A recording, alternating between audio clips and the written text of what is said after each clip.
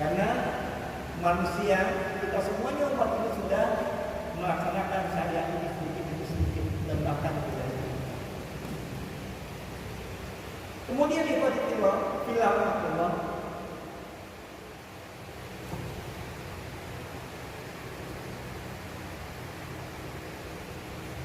metode yang sangat bermanfaat dalam menjaga syariat, ya, banyak sekali metodenya. Terutama kita harus mendahului Allah Ta'ala fi kitabihil karim, ya ayyuhalladzina amanu taqullaha haqqa tuqatih wa la tamutunna illa wa antum amsayna 'ala fitratil Islam wa kana al-ikhlasu 'ala dini Muhammadin sallallahu alaihi wasallam wa 'ala millati Ibrahim hanifan wa ma kana minal musyrikin. Rabbi shrah li sadri wa yassir li amri wahlul 'uqdatam min lisani yafqahu qawli.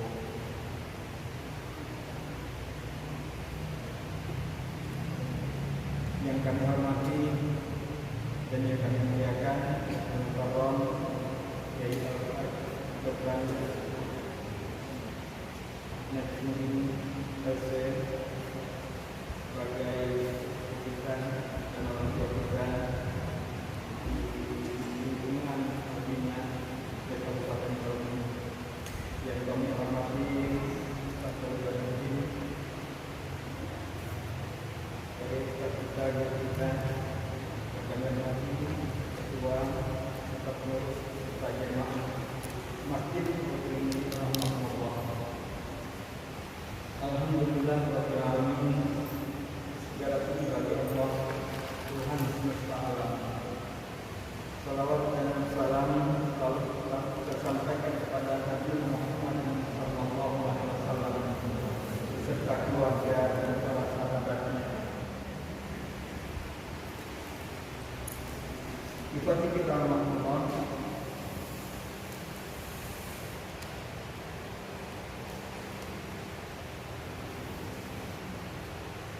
Di antara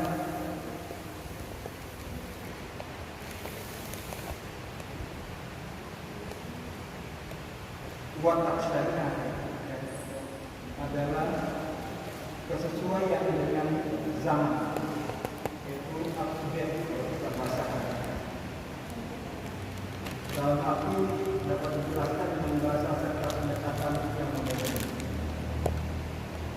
Tapi pada warna Allah yang lebih penting yaitu dapat diaplikasikan untuk menjawab masalah-masalah kontemporer.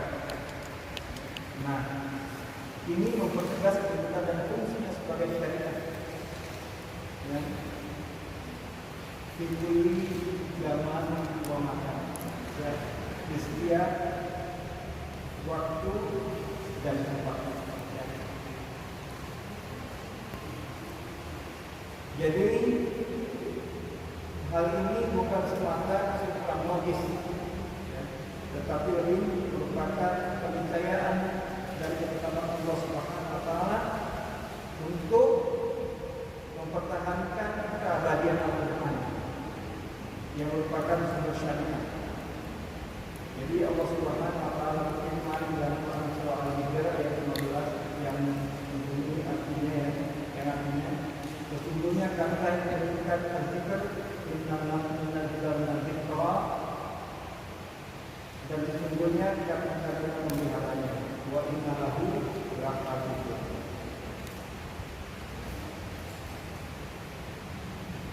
Ikhwatillah rahmatullah, kita berbahagia sekali sekarang, ya, karena sudah sekian lama kita tidak berinteraksi antara satu jamaah dengan jamaah yang lainnya. Dan pada kesempatan kali ini saya pribadi diberikan kesempatan untuk menggantikannya beserta beliau sedang dalam safar mengantarkan anak beliau pondok pesantren di Banjarmasin ya. Mudah-mudahan Allah Subhanahu wa taala memberikan kemudahan dalam perjalanannya dan juga kepulangannya juga itu Allah senantiasa jaga dan bisa kembali mengisi dan melanjutkan kajian kita. Dan kedua yaitu doa kita nanti akan selalu yang kepada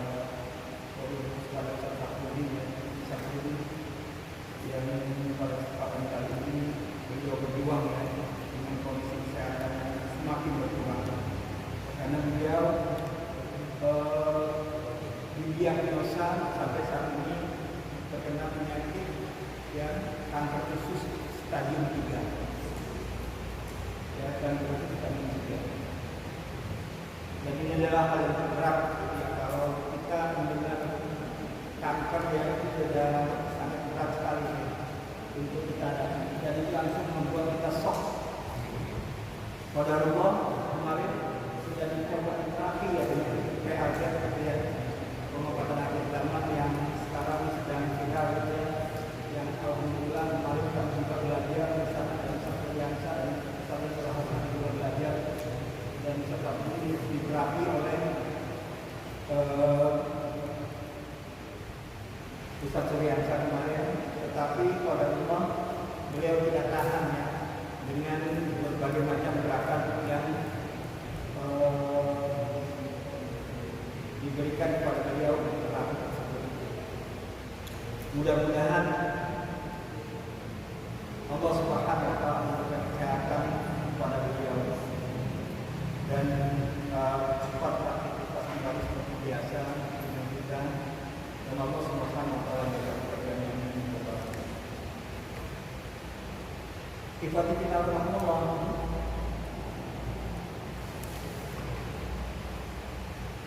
jadi sebagai sumber ilmu ya dalam kita kembali kajian bersama ini ya. Kenapa saya tertarik untuk membaca tentang kajian syariah ini?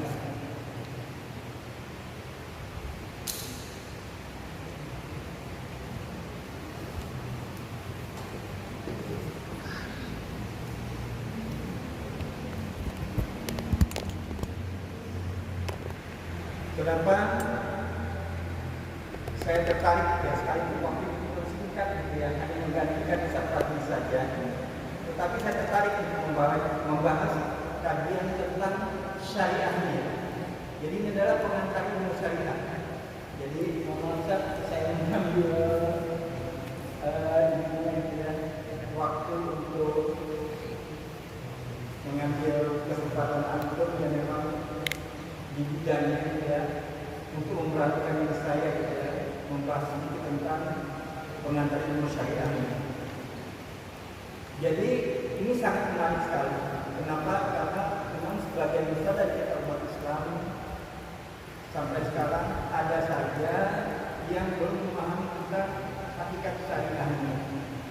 Jadi sebagai sumber ilmu ya, syariah Islamnya syarat dengan mustalahat atau terma-terma. Jadi lazimnya istilah yang berbahasa Arab menjadi bahasa syariah. Ya. Tentu saja ini menjadikannya mempunyai makna lughawi atau etimologis, makna-makna yang sesuai dengan bahasanya. Ya.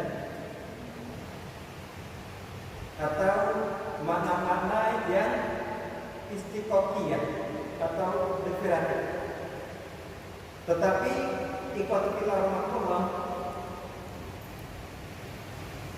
kedua jenis pengertian ini ya tidak menjadi inti yang dimaksud ya, tidak pula menjadi norma-norma untuk suatu ketentuan yang mengikat. Sebab yang menjadikan syariah itu mengikat bukan rangkaian huruf kalimat atau bahasanya, tetapi yang mengikat perbuatan manusia ya adalah kehendak yang membuat aturan ini, yaitu Allah Subhanahu wa taala. kita itu diikat bukan karena kalimat-kalimat yang ada di dalam ulumul syariah tersebut, tetapi kita diikat oleh ketentuan yang diberikan oleh Allah Subhanahu wa taala. Bagaimana Allah Subhanahu wa taala memberikan aturan-aturan tersebut kepada kita semuanya? Ya lewat Al-Qur'an. Al-Qur'an memberikan batasan-batasan kepada kita sehingga kita diwajibkan untuk mengikuti batasan-batasan tersebut. Nah, begitu juga Nabi Muhammad SAW lewat hadis-hadis memberikan juga kepada kita batasan-batasan syariatnya, sehingga kita harus mengikuti apa yang diperintahkan oleh Allah dan Rasulnya lewat syariat tersebut, lewat Al-Quran dan As-Sunnah tersebut. Nah, ibadillah Allah, misalnya sholat, ya.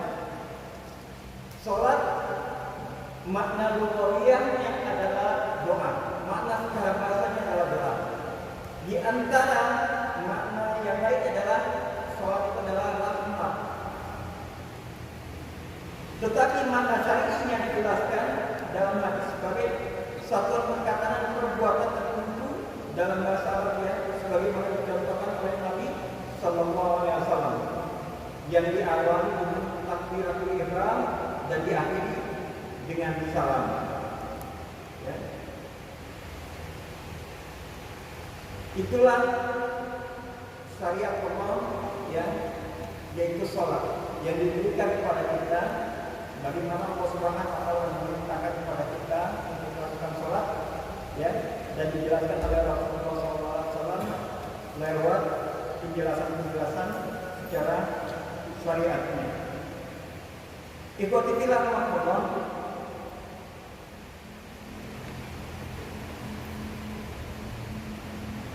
Manusia ini, ya, yaitu suatu makhluk yang sosial. Ini adalah sebuah keniscayaan bagi kita semuanya. Seperti yang dinyatakan oleh Ibnu Khaldun, ya, dalam bukunya Al-Muqaddimah. Itulah yang diungkapkan oleh para ahli hukum bahwa manusia adalah makhluk sosial. Maksudnya apa? Ia pasti bermasyarakat dan hidup berdampingan dengan manusia-manusia yang lainnya. Enggak mungkin manusia itu hidup sendiri-sendiri, ya, tanpa bantuan masyarakat yang lainnya. Kalau seandainya dia hidup sendiri-sendiri tanpa bantuan yang lainnya, itu sangat tidak mungkin sekali, dan dia pasti menemukan berbagai macam kegagalan dan tidak mungkin dia mendapatkan suatu hikmah di balik itu semuanya. Nah, jadi hidup bersama ini ikuti pilihan Allah pasti memunculkan interaksi ya, dan hubungan antar individu. Enggak mungkin dia tidak berinteraksi dengan individu yang lainnya. Dan juga di dalam interaksi tersebut pasti ada perselisihan, ya kan?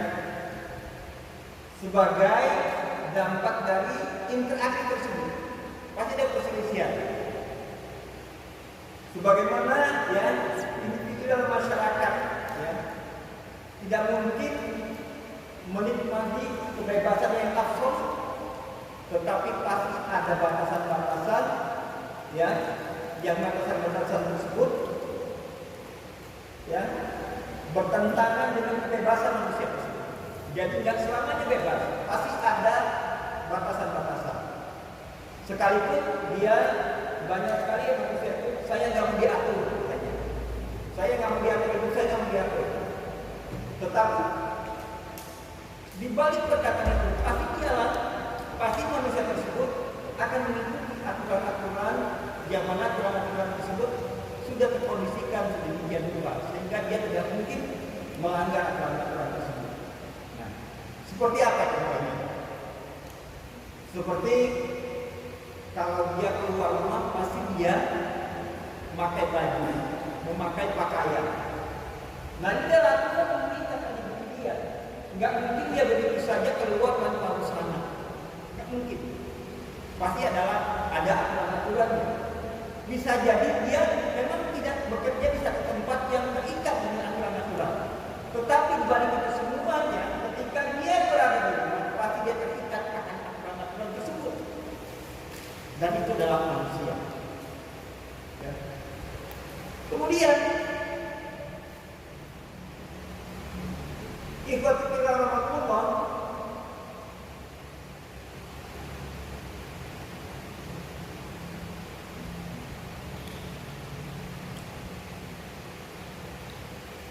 jadi seluruh manusia itu akan mengikuti kaidah-kaidah yang yang membatasi kebebasan yang mutlak tersebut dan mengatur hubungan tersebut, sehingga setiap individu itu dapat hidup dengan tentram. Nah, di situ adalah undang-undang. Nah, ini kalau berbicara masalah undang-undang ada pakarnya di sini. Yang pagi habis ini, kapten dari sini pakar sekali dalam masalah undang-undang. Ya pasti di situ banyak sekali yang berkaitan dengan aturan-aturan kehidupan kita di masyarakat. Nah, ikhwati fillah rahmatullah, undang-undang ini bisa jadi ya berbentuk adat, berbentuk tradisi, berbentuk kebiasaan yang dipatuhi oleh seluruh anggota masyarakat. Dan juga bisa berbentuk perintah dan larangan yang dikeluarkan oleh pihak yang dipatuhi seperti kepala suku, kepala adat, RT, RW kalau ada. Begitu juga kepala kampung atau lurah, dan semakin tinggi yang membuat aturan-aturan tersebut. Ya. Dan ketika seseorang sudah terikat dengan undang-undang, maka dia harus ikut dengan apa-apa yang telah diatur oleh undang-undang tersebut. Kemudian diikuti rahmatullah, prinsip dasar ya, yang mendukung diturunkannya berbagai syariat syar'i adalah ideologi tentang adanya pencipta atau khaliqiyah alam ini. Siapa yang menciptakan alam ini? Ya pastilah Allah Subhanahu wa taala yang menciptakan alam ini. Tidak mungkin kita menyebutkan yang lain kecuali orang-orang komunis yang sekarang sedang betul-betul mereka ingin membuang MPRS ya keluar dari Undang-Undang Dasar ya 1945. Cuma mereka saja yang tidak berkenan. Sekalipun mereka di depan kita nganggur gitu ya, sholat, tetapi hati mereka jauh dari prinsip-prinsip ketuhanan yang sedang yang ada sekarang ini. Nah, ikhwati fillah rahmatullah, di antara keniscayaan hikmah Allah, rahmat dan rububiyahnya adalah Allah Subhanahu wa taala menciptakan sesuatu yang dibutuhkan oleh setiap makhluk sesuai dengan wataknya, memberikan maslahat baginya dan dapat merealisasikan tujuan penciptaannya. Manusia sebagai makhluk yang istimewa pasti membutuhkan petunjuk dari penciptanya, membutuhkan petunjuk dari Allah Subhanahu wa taala dan bimbingan bagaimana cara ia berinteraksi dengan sesama makhluk manusia, ya, sesama makhluk itu manusia, dan begitu juga ketika dia berinteraksi dengan alam sekitarnya. Pasti dia butuh bimbingan dari Allah Subhanahu wa taala. Ya. Makanya di situ ada rambu-rambu di dalam kehidupan kita. Ada undang-undangnya, ya. Bagaimana Allah Subhanahu wa taala berfirman dalam Al-Quran yang artinya dalam Quran surah Al-Qiyamah 36 ya. Apakah manusia mengira bahwa ia tidak akan berusaha tanpa pertanggungjawaban?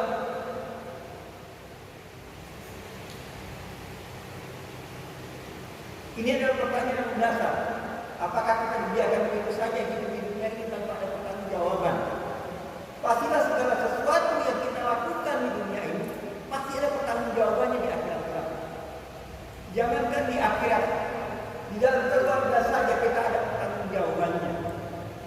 dalam masyarakat yang cukup yang kecil itu keluarga pasti ada pertanggungjawabannya. Begitu juga di dalam lingkup RT, dalam masjid ada pertanggungjawabannya. Begitu juga di dalam lingkungan kerja kita, di dalam kampus, di dalam sekolah ada pertanggungjawabannya. Apalagi ketika kita nanti menghadap Allah Subhanahu wa taala di akhirat kelak. Pastilah di situ ada pertanggungjawabannya, dan pertanggungjawaban itulah ya apa yang selama ini kita lakukan di dunia ini. Apakah kita mengikuti aturan-aturan dari Allah Subhanahu wa taala ataukah kita tidak mengikuti aturan-aturan dari Allah dan Rasulnya. Kemudian rahimahullah, semua syariat samawi yang telah Allah turunkan kepada nabi-nabinya itu ditutup dengan syariat Islam, ya, yang diturunkan oleh Allah kepada Rasulnya Muhammad Sallallahu Alaihi Wasallam dan disampaikan kepada manusia yang ada di alam oleh Rasulullah Sallallahu Alaihi Wasallam. Ya. Jadi itulah syariat samawi, ya, yang terakhir yang diturunkan kepada Rasulullah Sallallahu Alaihi Wasallam. Nah, begitulah Rasulullah SAW memberikan tatanan-tatanan kepada kita, memberikan dasar-dasar, memberikan buku-buku, memberikan kaidah-kaidah di dalam kehidupan kita. Bagaimana kita melaksanakan hidup ini dengan penuh aturan-aturan, ya, yaitu aturan-aturan Islam. Bagaimana kita kalau seandainya membuat aturan-aturan pasti penuh beresiko. Nah, sekarang ini kita sama-sama melihat bagaimana aturan-aturan Islam itu sedikit demi sedikit ditegakkan tanpa kecuali. Bagaimana kita sekarang sebagian besar dari masyarakat kita memakai masker, ya. Dan sesungguhnya dulu juga memang ada, ya, Islam sudah memberikan panduan-panduan bagaimana Islam mengajarkan kita menjaga kesehatan, ya, dengan cara berwudu. Nah, sekarang di setiap kesempatan kita melaksanakan itu, ya, mau masuk satu tempat kita harus cuci tangan dulu, ya, kita sterilkan dulu. Nah, begitulah Islam mengatur sebenarnya bagaimana kita umat Islam harus berbangga dengan aturan yang ada di dalam agama ini, bahwa Allah Subhanahu wa taala memberikan aturan-aturan kepada kita semuanya untuk menjaga kita semuanya umat manusia. Kalau kita mau ikut aturan dari Allah Subhanahu wa taala dan Rasulnya, ketika kita sudah keluar dari aturan Allah dan Rasulnya, maka sengsaranya yang kita dapatkan, ya, yang terutama adalah kita melaksanakan bagaimana Allah Subhanahu wa taala memerintahkan kepada kita, ya, dengan syariat ini melaksanakan sholat lima waktu. Dan Islam sangat menjaga sekali, sangat memperhatikan sekali kebersihan. Bagaimana kebersihan kita ketika kita masuk dalam masjid ini? Tidak mungkinlah kita masuk dalam masjid ini ibadah Allah dengan dalam keadaan yang tidak bersih. Pastilah kita masuk masjid ini dalam keadaan yang bersih. Itu tanpa kita sadari aturan-aturan itu sudah mulai ditegakkan. Dan inilah sebenarnya kesempatan kita untuk, ya, untuk sedikit demi sedikit menegakkan aturan Allah Subhanahu wa taala tersebut lewat keluarga kita, lewat lingkungan kita, lewat masjid ini, dan skup yang paling besar yang ada di sekitar kita. Kemudian ikut keluarga Allah.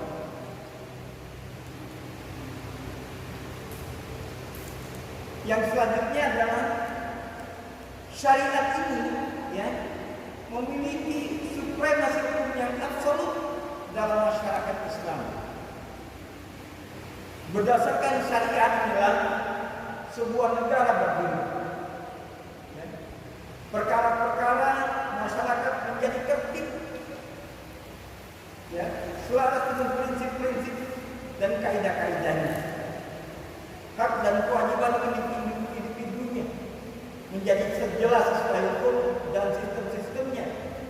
tidak satupun dari urusan kehidupan keluar dari hukum tersebut. Coba kalau seandainya satu negara nggak ada hukum, pastilah akan berantakan. Nah mungkin jamaah sekalian pernah melihat ya di satu tayangan di Facebook atau WA.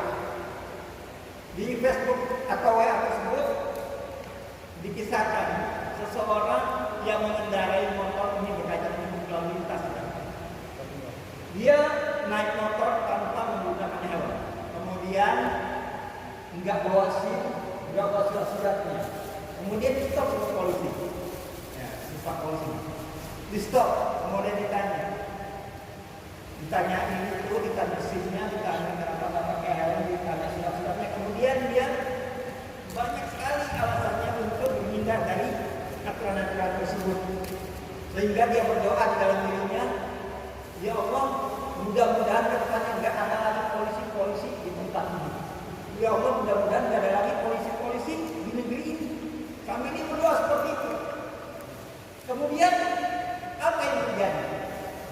Setelah dia dalam keadaan seperti itu, dia berjalan melanjutkan kembali perjalanannya.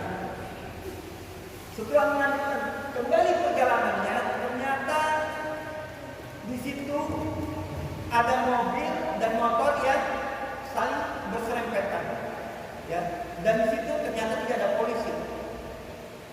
Kemudian menjadi kacau keadaannya, ya, karena kendaraan dari sana mau jalan nggak bisa, yang dari sini nggak bisa. Kemudian antara dua orang pengendara motor dan mobil itu saling baku hantam. Dan tidak ada polisi di situ. Kemudian namanya itu baku hantam semuanya. Jadi kadang tidak ada peraturan tersebut, nggak ada polisi yang menengahi hal tersebut, sehingga dia berpikir kembali, ya Allah, kalau begitu ya Allah, memang penting sekali adanya polisi, memang penting sekali adanya penegak hukum. Seperti itu, karena manusia itu kalau nggak ada polisi seperti itu akan dipakai untuk dalam kehidupannya. Nah inilah syariat Islam, ya, yang memang sudah mengatur itu semuanya, sehingga satu negara itu berdiri dengan aturan-aturannya, dan Islamlah yang memulai dengan aturan-aturan tersebut. Masya Allah. Ini adalah sebuah sebuah kajian yang sangat luar biasa sekali kepada ulama. Kemudian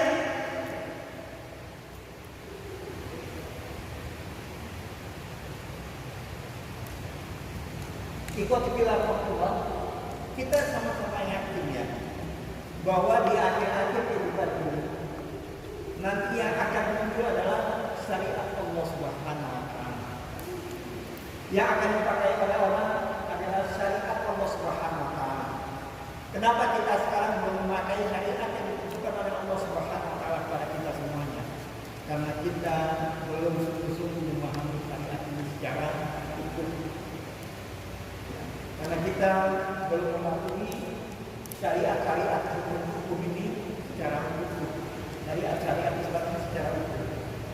Kalau seandainya kita memahami syariat-syariat Islam ini secara utuh, maka Allah Subhanahu wa taala akan memberikan kemenangan kepada kita semua yang berbuat. Kenapa? Karena kita mengikuti aturan-aturan syariat-syariat dari Allah dan Rasul. Dan itu adalah sebuah keniscayaan yang akan kita hadapi kepada mereka. Maka dari itu ada faktor-faktor yang pertama, penerapan syariat Islam dalam kalangan umat Islam termasuk bagian dari agama dan akidah mereka. Karena itu umat Islam sangat antusias dalam menerapkan hukum itu. Bagaimana mereka berusaha sekecil mungkin menerapkan syariat-syariat di dalam kehidupan mereka sehari-hari. Bagaimana kita melihat sekarang, di dalam kehidupan kita sudah banyak kita menyaksikan orang-orang yang senantiasa berhijrah, pindah dari satu kehidupan yang memang kehidupan tersebut memberikan hasilan negatif kepada kehidupannya, pindah kepada kebaikan-kebaikan yang sangat luar biasa.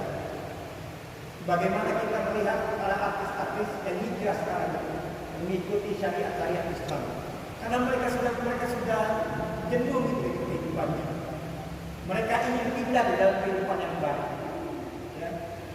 Bagaimana orang-orang yang tadinya membenci syariat ini, kemudian setelah mengenal baik syariat, mereka pindah haluan dalam arti mereka menjadi mu'alaf yang diikat hatinya oleh Islam, sehingga mereka betul-betul melaksanakan ajaran-ajaran Islam dengan lebih baik dan totalitas. Bagaimana seorang kohan, ya, seorang mu'alaf, ya, yang menjual aset-asetnya untuk membantu pemerintah di dalam penanganan COVID ini. Sangat luar biasa mereka, karena mereka tahu bahwa ketika mereka memberikan sesuatu karena Allah, pasti mereka akan mendapatkan pertolongan dari Allah Subhanahu wa Ta'ala. Mereka akan ditolong oleh Allah Subhanahu wa Ta'ala. Mereka akan diberikan ketenangan dan diberikan ganjaran oleh Allah Subhanahu wa Ta'ala.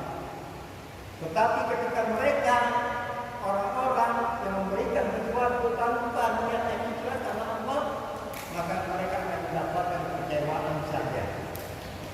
Jadi bagi Allah, penerapan syariat ini sudah dimulai, ya, dan akhir-akhir ini sudah kita rasakan bagaimana orang-orang mulai berhijrah di jalan yang diridhai oleh Allah Subhanahu wa Ta'ala. Kemudian kita Bismillahirrahmanirrahim. Yang kedua, sesungguhnya undang-undang pada setiap umat dianggap sebagai bagian dari nurani dan cermin kita-kitanya, jaminan terhadap keyakinan dan kemaslahatannya, serta wadah bagi berbagai tradisi, ya, nilai luhur dan pemikirannya dalam kehidupan. Di samping merupakan aspirasi di masa depan. Undang-undang yang bisa bertahan abadi dan diterima umat adalah undang-undang yang merealisasikan makna-makna tersebut, yaitu syariat ini. Bagaimana mereka akan bertahan dengan syariat ini, yang akan mendapatkan kebaikan-kebaikan dari syariat ini kalau seandainya umat ini patuh kepada syariat ini.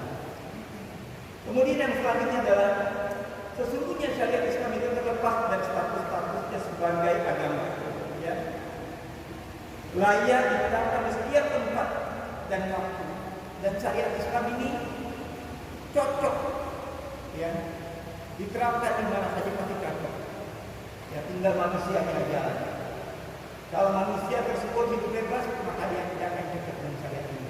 Tetapi bagi orang-orang yang menginginkan kebaikan dalam dirinya dan keluarganya serta masyarakatnya, pasti ketika diberikan syariat ini, ya, pasti mereka akan cocok. Siapapun yang pasti akan cocok dan tidak mungkin tidak akan cocok. Maka berbahagialah kita sekarang ini, ya, sudah mulai untuk menerapkan syariat ini, sekalipun kecil-kecil saja. Yang penting itu menyeluruh, ya, dan dimulai dari sesuatu yang kecil, nanti di suatu saat akan menjadi besar juga dan akan bermanfaat bagi kita semua.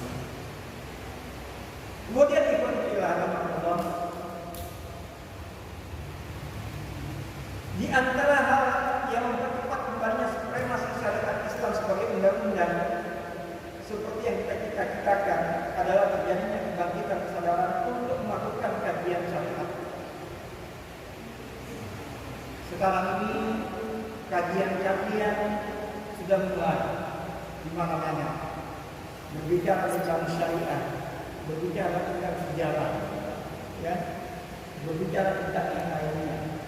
Dan yang paling penting adalah bagaimana kita menerapkan apa-apa yang telah disampaikan oleh para asatidz di dalam kehidupan kita sehari-hari, memulainya dari sesuatu yang kecil, sehingga sedikit akan tampak di muka bumi ini orang-orang yang senantiasa mengamalkan kebaikan dari syariat ini. Orang-orang yang senantiasa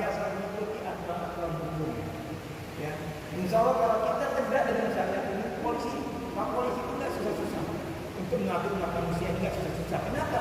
Karena memang sudah ditetapkan, sudah mereka mengikuti aturan-aturan syariat ini sedikit demi sedikit, dan mereka dengan kesadarannya sendiri akan mengikuti aturan-aturan tersebut dan tidak akan melanggar apa yang telah disampaikan oleh Allah dan Rasulnya lewat Al-Quran dan Al-Sunnah. Dan polisi, insya Allah polisi ya semuanya tidak akan susah-susah. Tentara tidak akan susah-susah lagi mengaturnya. Paling-paling ya mereka akan senantiasa mendampingi di belakang setiap keadaan. Karena manusia kita semuanya umat ini sudah melaksanakan syariat ini sedikit demi sedikit dan bahkan tidak. Kemudian ikhwatillah fillah,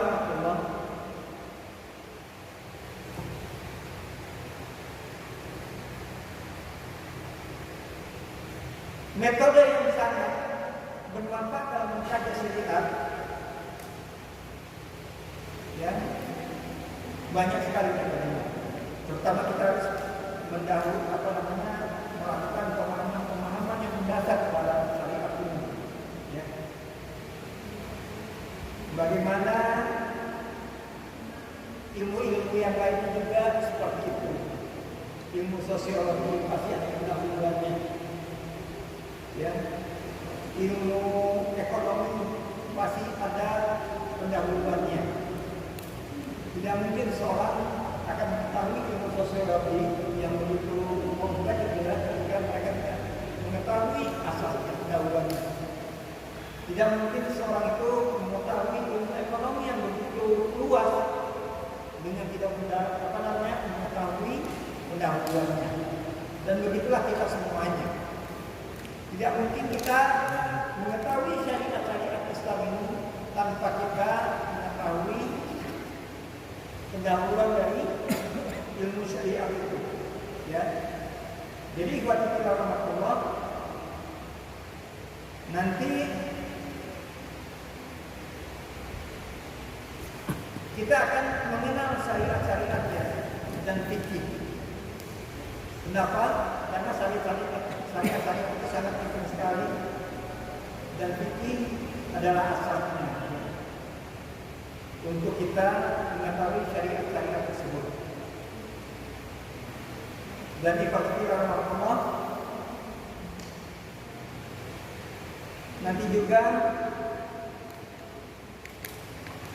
kita ya akan mengetahui bagaimana Allah Subhanahu wa taala menurunkan syariat-syariat ini ya lewat rasulnya. Bagaimana syariat-syariat ini diturunkan pertama kali? Kenapa? Karena pastilah ada asal mulanya. Kenapa Rasulullah SAW diturunkan oleh Allah Subhanahu wa taala di negeri yang sangat tandus, di tengah masyarakat yang jahiliyah, ya. Rasulullah SAW diutus ke sana untuk memberikan pelajaran kepada kita semua umat manusia, ya, orang-orang setelahnya, agar orang setelahnya tersebut mengikuti syariat-syariat yang Rasulullah SAW ajarkan kepada orang-orang yang terdahulu di barisan sana. Kemudian nanti kita akan di dalam ilmu tersebut kita akan mempelajari bagaimana orang-orang dahulu ya mempunyai aturan-aturan dalam kehidupannya. Karena kehidupan kita ini pastilah diawali dari satu masyarakat yang kecil. Dan bisa jadi kalau kita di Indonesia ini pastilah terkait sekali dengan aturan-aturan adat. Nah, jadinya maka di situ ada kaidah yang mengatakan dan mahakam. Dan sebagian adat itu ada dijadikan hukum sehingga mengikat manusia tersebut untuk ikut aturan adat yang berlaku di satu tempat. Ketika adat tersebut baik, ya kebiasaan tersebut baik, maka bisa jadi itu dijadikan hukum di dalam kehidupan masyarakat tersebut. Kemudian di bab rahmatullah banyak lagi yang akan kita pelajari dan di dalam kita mempelajari syariat Islam ini. Dan itu sangat menarik sekali. Jadi ketika kita memang betul-betul memahami syariat ini dengan baik, memenuhi syariat ini dengan kontinu, tidak kita pelajari satu-satu sehingga kita betul-betul memahami ini. Dan insya Allah kita semuanya itu Allah dapat hidup teratur, ya, dapat hidup teratur di dalam ridha Allah Subhanahu Wa Taala, insya Allah. Dan kita membantu pemerintah terutama dalam mengatur kehidupan semuanya, sehingga nanti ke depannya insya Allah negeri ini akan menjadi baldatun thayyibatun wa rabbun ghafur. Nah, bagaimana kita?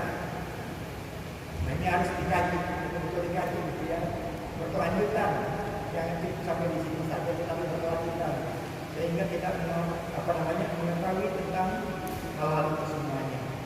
Mudah-mudahan ini waktu kita Rasulullah, para hadirin sekalian, Rasulullah, kita akan kita akan banyak lagi belajar di kajian-kajian ini.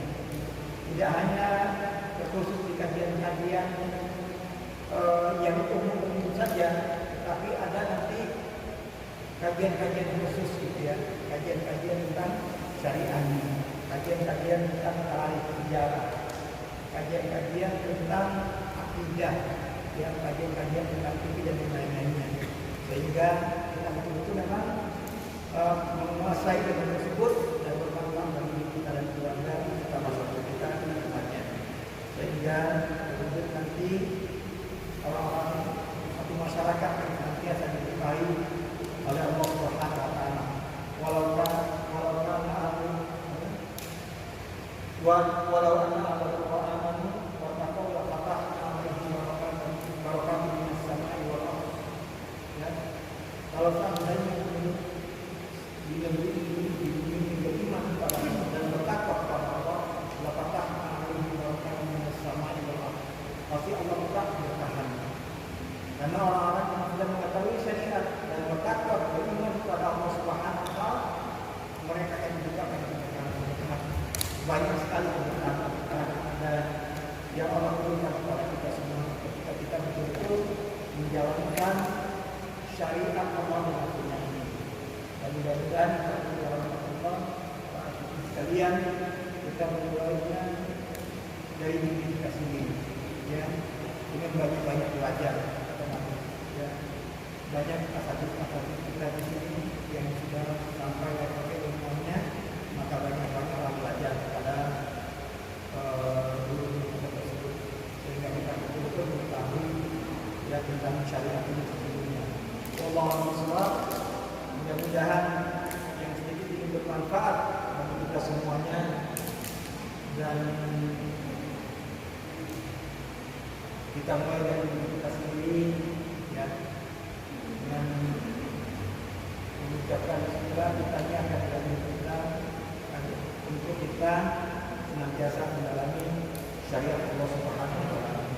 Ada Allah yang main, walaupun itu memaaf atas kesalahan kekurangan, dan nanti mudah-mudahan ada tambahan dari ayah kita antara sesuatu yang diluruskan dari kajian barusan, kan, sehingga kita betul-betul mengetahui dan paham tentang syariat ini.